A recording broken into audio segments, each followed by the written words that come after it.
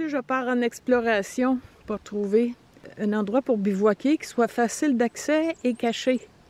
Alors, je ne vous dirai pas au juste où je suis, mais vous pouvez me suivre. Le sol forestier est tellement sec.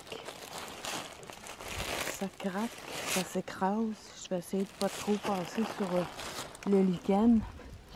Le danger d'incendie est élevé, donc pas de feu pour ce midi. Une pente à peu près verticale devant moi. Je peux pas grimper ça, mais j'ai l'impression que de l'autre côté, il y a une éclaircie. Je suis parvenue en haut, j'avais raison. De l'autre côté, il y a un lac. L'accès est aussi difficile, par exemple. Ça paraît pas, là, mais ici, il y a une pente. Un bon 30 pieds vertical. On voit la pente peut-être un peu mieux comme ça, que c'est très abrupt. En cas de pluie, c'est pas si grave parce que la crête est mince. De l'autre côté, on a la même pente. C'est beau et c'est calme, mais c'est certainement pas ici que je peux installer ma toile. Il y a un chablis incroyable. Du bois mort en abondance pour le feu. Beaucoup de bleuets. Ça va être attirant pour les ours. De l'if. La viorne à feuilles d'aune est en fleurs. Il y a une chenille qui en profite. Et au sol, il y a du petit thé partout, partout, partout.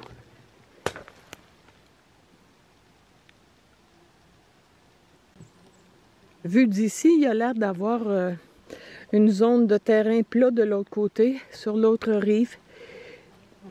Je vais aller jusqu'au bout du lac pour essayer de faire le tour. Parce qu'ici, vraiment, là, la rive est absolument impraticable.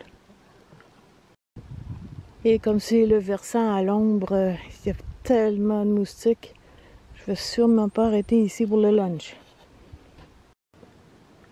Voyez-vous les mouches noires? Ça, c'est le printemps. Ça va durer 2 mois. J'ai fait quelques kilomètres en auto. Je suis sur la même rive du même lac, mais beaucoup plus en amont.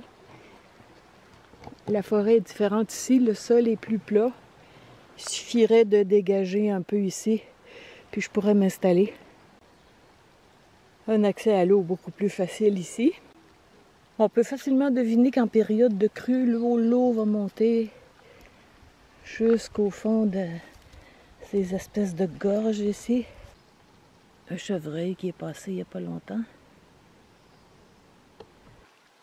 Les fougères sont abondantes. Mais c'est pas une espèce comestible. Des minuscules violettes blanches. Le seau de Salomon va donner des petites baies rouges comestibles. Je peux pas vraiment aller chercher le soleil parce que les zones sont trop fournies. Donc je vais revenir où j'étais juste tantôt. Bon, c'est ici où il y a le plus de soleil, mais il n'y en a vraiment pas beaucoup. Avec le chant du torrent, c'est parfait. Ici, un spot idéal pour m'installer. C'est pas exactement au bord de l'eau, mais ça me permet justement de faire mes feux et mes repas au bord de l'eau. Puis de venir dormir confortablement sur un sol mou, plein d'aiguilles. La trace de castor qui date de quelques années. Et à côté, des traces vraiment récentes. Un beau gros chaga, mais malheureusement sur un arbre qui est mort depuis longtemps. Donc c'est plus comestible d'ailleurs, c'est sec. Ça s'égrène, les spores ont été répandus. On ne cueille pas ça. Ou encore ici, dans les feuilles. Tout près de la forêt. Il y a beaucoup de boulot, j'ai vérifié. Aucun chaga. Les uvulaires. À grandes fleurs ou à petites fleurs? Je sais pas. Les deux plants se ressemblent tellement. Je dirais à grandes fleurs parce que la fleur me semble presque aussi longue que la feuille. Mais c'est difficile, il faudrait pouvoir comparer deux plants. Les feuilles encore brunes de l'aralie à tige nue.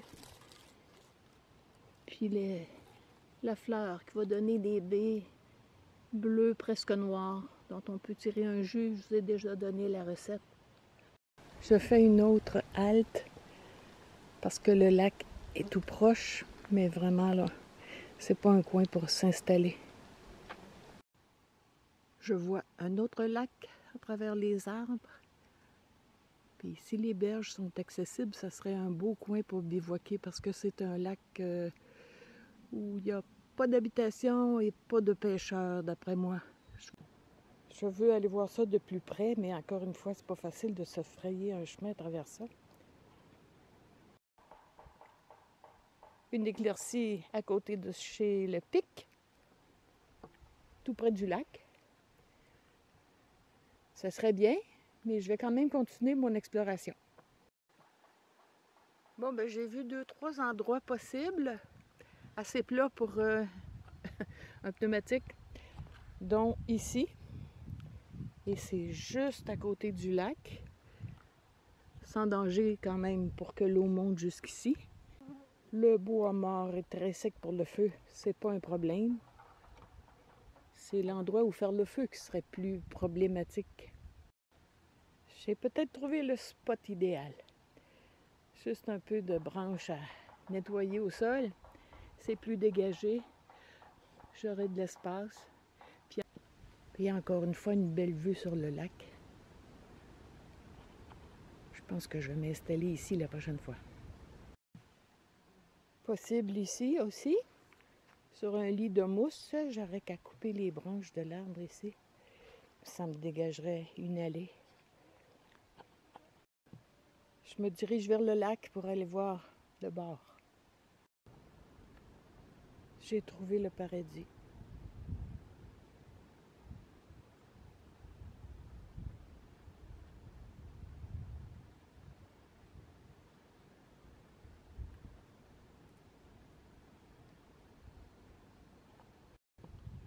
En ce moment, c'est très sec, donc l'eau est basse.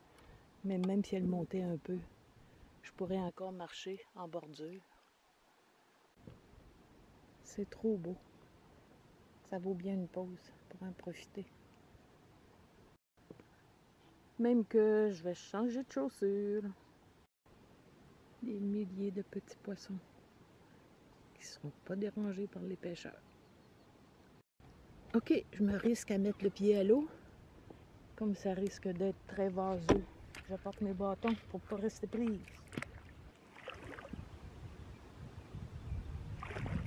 Bon, il faudrait nager. Parce que là, j'en pense. Je l'ai dit, c'est le paradis.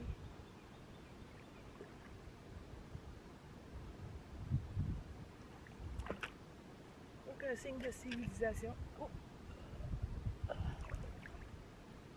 Ma chaussure reste collée. Je suis partie explorer la rive un peu. Par sécurité, j'ai quand même un peu d'eau. Mon kit de poche, il contient tout ce qu'il faut pour les urgences. Alors, mon sac est à peu près ici. Et j'ai vu plein de coins où c'est possible de faire un feu sur la berge, en autant que l'eau ne monte pas trop. À partir d'ici, les zones sont plus proches de l'eau. Je vais me garder une autre partie pour la prochaine fois. Je suis montée un peu là où j'étais arrêtée sur la berge, mais à regarder la forêt, là, c'est pas mieux ici. Le premier endroit que j'ai trouvé était le meilleur. Reste plus qu'à sécher maintenant et je vais repartir, mais je vais revenir, c'est certain.